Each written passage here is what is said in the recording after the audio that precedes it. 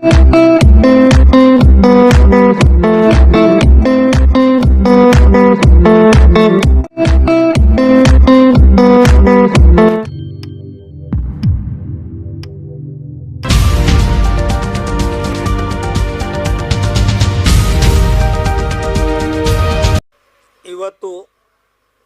ಕೆಲವು ನ್ಯೂಸ್ ಮಾಧ್ಯಮದಲ್ಲಿ ಒಂದು ನ್ಯೂಸ್ ನಾನು ನೋಡಿದ್ದೀನಿ, ಗಮನಿಸಿದ್ದೀವಿ ಮತ್ತು ಇಡೀ ಬಿಜಾಪುರ ಜಿಲ್ಲೆ ಜನತೆ ಗಮನಿಸ್ತಾ ಇದ್ದಾರೆ, ರಾಜ್ಯದ ಜನರು ಗಮನಿಸ್ತಾ ಇದ್ದಾರೆ. ಈ ಒಂದು ಆಡಿಯೋ ಕ್ಲಿಪ್, ಒಬ್ಬ ಅಪರಿಚಿತ ವ್ಯಕ್ತಿಯ ಆಡಿಯೋ ಕ್ಲಿಪ್ಪನ್ನು ಹರಿಬಿಟ್ಟು 15ನೇ ತಾರೀಕಿಗೆ ಬಸನಗೌಡ ಪಾಟೀಲ್ ಯತ್ನಾಳ್ ವಿರುದ್ಧ ಬಿಜಾಪುರ ಜಿಲ್ಲೆಯಾದಂಥ ಬಂದ್ ಕರೆ ಕೊಟ್ಟು ಮತ್ತು ಜಿಲ್ಲಾಧಿಕಾರಿ ಕಚೇರಿವರೆಗೆ, ಅಂಬೇಡ್ಕರ್ ಸರ್ಕಲ್ದಿಂದ ಜಿಲ್ಲಾಧಿಕಾರಿ ಕಚೇರಿವರೆಗೆ ಮೆರವಣಿಗೆ ಹಮ್ಮಿಕೊಳ್ಳಲಾಗಿದೆ ಅಂತ ಒಂದು ಆಡಿಯೋ ಕ್ಲಿಪ್ ಹರಿಬಿಟ್ಟಿದ್ದಾರೆ ಅಂತ ನಮ್ಮ ಗಮನಕ್ಕೂ ಬಂದಿದೆ. ಆದರೆ ವಾಸ್ತುಸ್ಥಿತಿ ಈ ಮಾಧ್ಯಮದ ಮುಖಾಂತರ ನಾನು ಇಡೀ ರಾಜ್ಯದ ಜನತೆಗೆ ಹೇಳಿ ಬಯಸುವುದೇನೆಂದರೆ, ಈಗಾಗಲೇ ವಿಜಯಪುರ ಜಿಲ್ಲೆಯ ಮಹಾಜನತೆ, ಬಿಜಾಪುರ ಜಿಲ್ಲೆಯ ಎಲ್ಲ ಅಲ್ಪಸಂಖ್ಯಾತ ಮುಸ್ಲಿಂ ಸಮಾಜದ ಒಕ್ಕೂಟದಿಂದ, ಅಂದರೆ ಎಲ್ಲ ಮುಸ್ಲಿಂ ಸಂಘಟನೆಯ ವತಿಯಿಂದ ಒಂದು joint the Bijapur joint action committee ಅಂಥೇಳಿ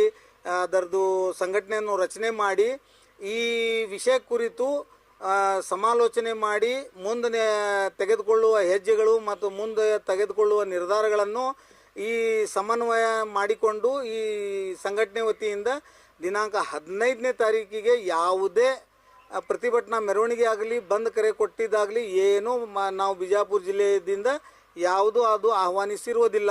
ಇದು ತಪ್ಪು, ಸುಳ್ಳು ಮಾಹಿತಿ, ಫೇಕ್ ನ್ಯೂಸ್. ಇದು ಬಸನಗೌಡ ಪಾಟೀಲ್ ಯತ್ನಾಳ ಹಾಗೂ ಅವರ ಬೆಂಬಲಿಗರು ಯಾರಾದರೂ ಅದು ಕಿಡಿಗೇಡಿತನ ಮಾಡಲಿಕ್ಕೆ ಅಥವಾ ಸ್ವಯಂ ಪ್ರೇರಿತ ರಕ್ಷಣೆಗೋಸ್ಕರ ಇದು ಮಾಧ್ಯಮದ ಮುಖಾಂತರ ಹರಿಬಿಡ್ತಾ ಇದ್ದಾರೆ ಅನ್ನೋಂಥ ಅದು ಮೇಲ್ನೋಟಕ್ಕೆ ಕಂಡು ಬರ್ತಾ ಇದೆ. ಒಂದನೇದು. ಎರಡನೇದು ಮೂಲ ವಿಷಯ ಏನಿದೆ ಅಂತಂದರೆ, 17ನೇ ತಾರೀಕಿಗೆ CET ಪರೀಕ್ಷೆ ಇರೋದ್ರಿಂದ ಮತ್ತು 15ನೇ ತಾರೀಕರವರೆಗೆ ಗೌರ್ಮೆಂಟ್ ಹಾಲಿಡೇ ಇರೋದ್ರಿಂದ ನಾವು ಅಲ್ಪಸಂಖ್ಯಾತ ಸಮಾಜದವರು ಪ್ರತಿಭಟನೆಗೆ ಯಾವುದೂ ಕರೆ ಕೊಟ್ಟಿರೋದಿಲ್ಲ.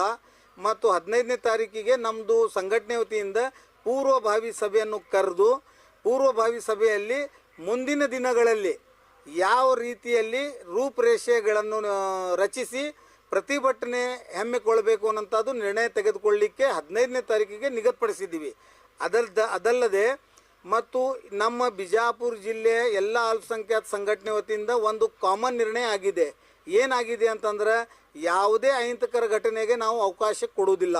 ಭಾರತೀಯ ಸಂವಿಧಾನ ಅಡಿಯಲ್ಲಿ, ಬಾಬಾ ಸಾಹೇಬ್ ಅಂಬೇಡ್ಕರ್ ನೀಡಿರುವ ಸಂವಿಧಾನ ಅಡಿಯಲ್ಲಿ ಪ್ರತಿಭಟನೆಗೆ ನೀಡಿರುವ ಹಕ್ಕನ್ನು ಚಲಾಯಿಸುತ್ತಾ ರಾಜ್ಯ ಸರ್ಕಾರಕ್ಕೆ ಒತ್ತಾಯಿಸಿ ಬಸನಗೌಡ ಪಾಟೀಲ್ ಯತ್ನಾಳ ಇವರು ಮಾಡಿರುವ ಅಪರಾಧಕ್ಕೆ ಅವರ ತಕ್ಕ ಶಿಕ್ಷೆ ನೀಡಲಿಕ್ಕೆ, ಅವರಿಗೆ ಬಂಧಿಸುವಲ್ಲಿ ನಾವು ಕಾನೂನಾತ್ಮಕ ಹೋರಾಟಕ್ಕೆ ನಾವು ಮುಂದಾಗಿದ್ದೀವಿ. ವಿನಾ ಇಂಥ ಯಾವ ಚಿಲ್ಲರೆ ಆಡಿಯೋ ವಿಡಿಯೋ ಅಥವಾ ಯಾವುದೇ ಹುಡುಗರದು ಯಾವುದೇ ಮಾತಿಗೆ ನಮ್ಮದು ಯಾವುದು ಬೆಂಬಲನೂ ಇಲ್ಲ, ಯಾವುದು ಸಹಕಾರನೂ ಇಲ್ಲ.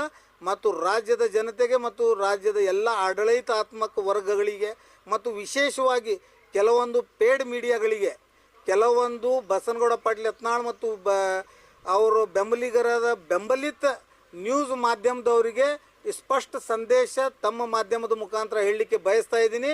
ಅನಾಮಧ ವ್ಯಕ್ತಿಯ ಆಡಿಯೋ ಕ್ಲಿಪ್ಪನ್ನು ಪರ್ಟಿಕ್ಯುಲರ್ ಒಬ್ಬ ಸಮುದಾಯ, ಒಬ್ಬ ಜಾತಿಯ ವ್ಯಕ್ತಿಯ ಹೆಸರನ್ನು ಗುರುತಿಸಿ ಪ್ರಸಾರ ಮಾಡುವುದು ಇದು ಒಂಥರದ್ದು ಭಯೋತ್ಪಾದನೆ ಇದೆ, ಇದು ಒಂಥರದ್ದು ಪ್ರಚೋದನೆ ಇದೆ. ಅದಕ್ಕಾಗಿ ನಾನು ಎಲ್ಲ ಮಾಧ್ಯಮದ ಮಿತ್ರರಿಗೆ ಕೈ ಮುಗಿದು ನಮ್ಮ ಸಮಾಜ ವತಿಯಿಂದ ಕಳಕಳಿ ವಿನಂತಿ ಮಾಡ್ಕೋತೀನಿ. ನೀವು ಐಡೆಂಟಿಫೈ ಆಗುವವರಿಗೆ, ವ್ಯಕ್ತಿಯ ಹೆಸರು ಮತ್ತು ವ್ಯಕ್ತಿಯ ಕುಲ್ ಐಡೆಂಟಿಫೈ ಆಗುವವರಿಗೆ ಅವ್ರ ಹೆಸರನ್ನು ಬಹಿರಂಗ ಮಾಡೋದು ಇದು ಒಂಥರ ಪ್ರಚೋದನೆ ಇದೆ. ಇದನ್ನು ನೀವು ತಡೆ ಹಿಡಿಬೇಕು ಮತ್ತು ಇದನ್ನು ನೀವು ಸುಧಾರಣೆ ಮಾಡ್ಕೋಬೇಕಂತ ನನ್ನ ಸಲಹೆ ಇದೆ. ನಾವು ಮಾಧ್ಯಮದ ಮಿತ್ರರಿಗೆ ಮತ್ತು ಮಾಧ್ಯಮದ ಚಾನೆಲ್ಗಳಿಗೆ ಯಾವುದೇ ಧರ್ಮೀಯರ ಧರ್ಮವನ್ನು ಗುರುತಿಸದೆ ಮಾಧ್ಯಮದಲ್ಲಿ ಪ್ರಸಾರ ಮಾಡಬೇಕಂತ ವಿನಂತಿಸಿಕೊಳ್ಳುತ್ತೇನೆ.